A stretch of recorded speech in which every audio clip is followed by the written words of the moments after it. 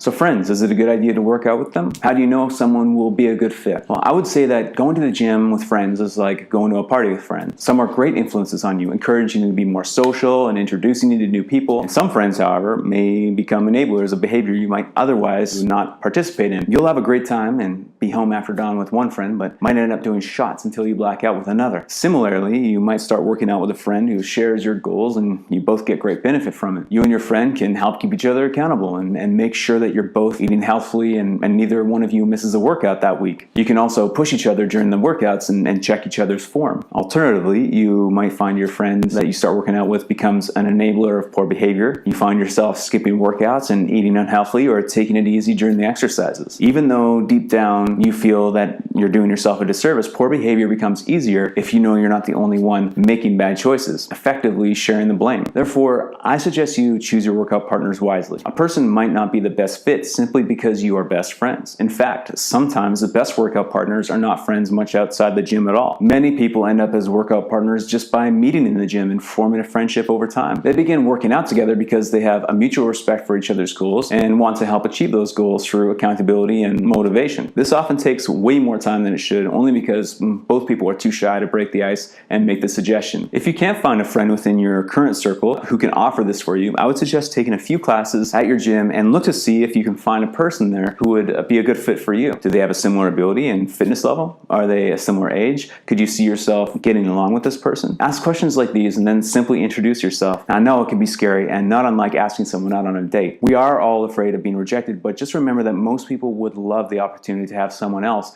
to work out with. Who knows, you might end up becoming really good friends. Lastly, let's go over some of the advantages and disadvantages of training on your own. Without beating a dead horse, if you plan on working out by yourself and are new to the gym, I would strongly recommend the professional guidance of a personal trainer, at least for the first few weeks. With that being said, where do you go from there? Well, one of the biggest challenges working out by yourself will pose is the lack of accountability from anybody other than yourself. Only you will be responsible for making sure that you get to the gym on the days that you're scheduled to work out. Only you will be responsible for making sure that you're following the meal plan, getting enough sleep, and drinking enough water. No one is going to call you up and ask you why you missed Monday's workout. No one is going to ask you why you're up 3 pounds this week when you lost 2 pounds the week before. For those people who are disciplined enough, the lack of accountability might not become much of an obstacle. For these people, it might be easy to keep on top of all the different lifestyle changes they're making to see success with their goals. However, for the mere mortals amongst us who are more than likely to deviate back into old habits, I'll offer you a couple simple tools and tricks for holding yourself accountable when chasing after your goal on your own. So first one is write down what your goal is every morning. We spoke about the importance of this in our section on goal setting. However, for those of you going in alone, not hiring a personal trainer or taking a group class, consistently reminding yourself of why you're going to the gym and eating healthfully will be much more imperative for keeping yourself on track. If you get halfway through the day and a coworker brings a box of donuts to work, all of a sudden there's an opportunity to eat a few donuts and put yourself well over the calorie limit for the day. If you took the time that morning to write out your goal, reaffirming the importance of achieving it and setting out the intention of doing what needs to be done that day, the chances that you'll allow yourself to binge on donuts will be much lower. You'll also be less likely to skip workouts if you reaffirmed and committed yourself to your higher goal in the morning than if you had not. And I strongly recommend taking the 15 minutes every morning to write out what it is that you're striving to achieve and then set the intention for doing whatever it takes that day to get you closer to its achievement. It could make all the difference for you. Now let's talk about removing as many obstacles as possible. The more obstacles in the way of what you need to do to achieve your goals, the more likely you will find excuses not to do what you need to do. Therefore, find what the main obstacles or excuses could be for you and then cut them off before they have a chance to form. This might be prepping healthy meals the night before so that the healthy choice for lunch has already been made. Getting your gym gear ready the night before and having it waiting for you at the front door is another example. Find out what could become an excuse for you and then take the steps necessary to make sure that it doesn't get in the way of your success. You don't have to work out with someone to help keep each other accountable. You can share accountability with friends or coworkers who are going after similar goals just by checking in with each other every now and then. Furthermore, asking someone to help you be more accountable who has already achieved the success that you're currently working towards is a great opportunity as well. A friend who has succeeded at losing weight and getting healthy can help you navigate the hurdles and keep you accountable where it really matters because they have been there themselves. So if you can't find someone to help you keep accountable, or if you would just like a little bit more support, I've set up a Facebook page for those going after their goals. This page is a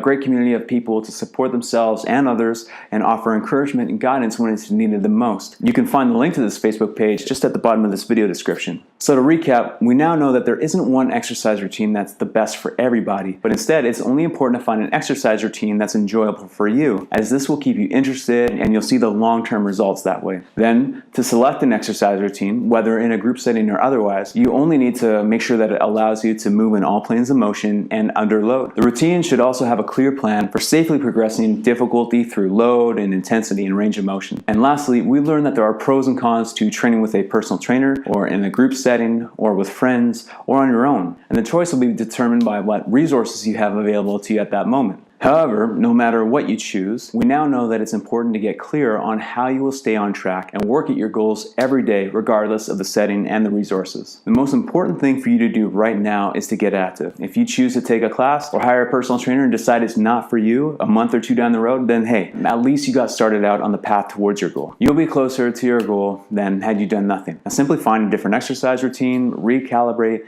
and continue on. There is no perfect choice. There are only various good choices for you to choose from. In the next video, we'll go over what good fitness programming looks like. A well thought out fitness program will make sure that you never plateau so that you can continue to see the benefits of exercise as effectively and as quickly as possible. So I'm really happy that you joined me today. This is a series of videos that's going to be all about how to get the most out of your gym and the most out of your fitness routine, especially for people who haven't really done this before. This is the first time taking a concerted effort at it. So I'm putting these videos together. I hope you get something out of it. If you do, I'd sure appreciate a like. I'd sure appreciate a share. And we'll see you in the next video.